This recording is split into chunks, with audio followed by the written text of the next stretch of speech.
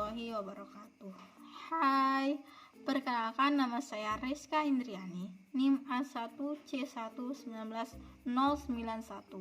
Di sini saya akan menjelaskan materi praktikum dasar-dasar pemisahan analitik mengenai elektrografimetri penentuan kadar tembaga. Elektrografimetri adalah suatu metode analisis yang didasarkan pada pengendapan zat dengan menggunakan listrik. Elektrografimetri bisa diartikan sebagai suatu metode penentuan kadar ion atau unsur berdasarkan hasil penimbangan berat zat yang mengendap pada salah satu elektroda dengan reaksi elektrolisis pada larutan cuplikan atau metode yang menggunakan pemisahan dan pengukuran ion dari sampel. Biasanya, sampel menggunakan bahan dari logam. Dalam proses ini, pelarutan dilakukan melalui elektrolisis, di mana reduksi elektrokimia menyebabkan pengendapan pada katoda.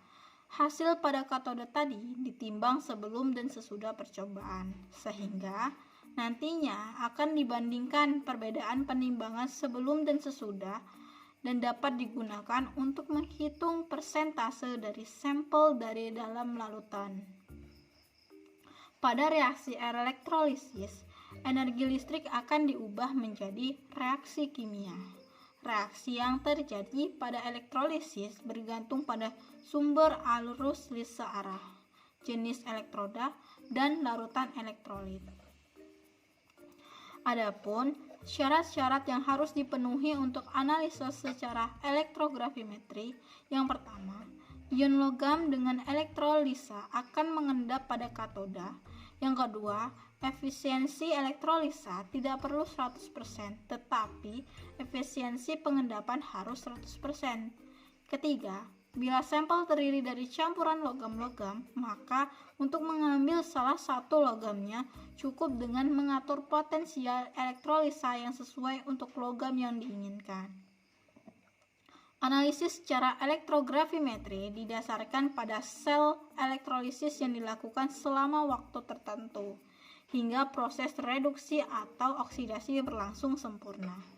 Proses inilah yang menghasilkan suatu produk tunggal dengan komposisi tertentu.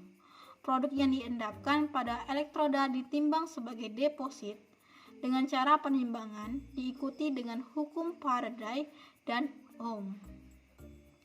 Hukum Faraday menyatakan, pertama, jumlah zat yang dihasilkan pada suatu elektroda proporsional dengan kuantitas kelistrikan yang melewati larutan. Kedua, jumlah zat yang berbeda yang terendap atau terbentuk oleh jumlah listrik yang sama proporsional dengan ekivalensi zat tersebut. Sedangkan hukum Ohm menyatakan bahwa hubungan antara tiga besaran arus, daya dorong listrik, dan tahanan, bahwa arus I yang mengalir berbanding lurus dengan daya dorong listrik E dengan berbanding terbalik dengan tahanan R. Pada umumnya, terdapat tiga macam kondisi yang dapat diterapkan pada suatu sel elektrolisis, yaitu 1. Elektrolisis dilakukan pada suatu harga potensial luar yang digunakan pada harga yang tetap. 2. Elektrolisis dilakukan pada suatu harga arus yang tetap. 3. Elektrolisis dilakukan dengan mempertahankan potensial salah satu elektrodanya pada suatu harga yang tetap.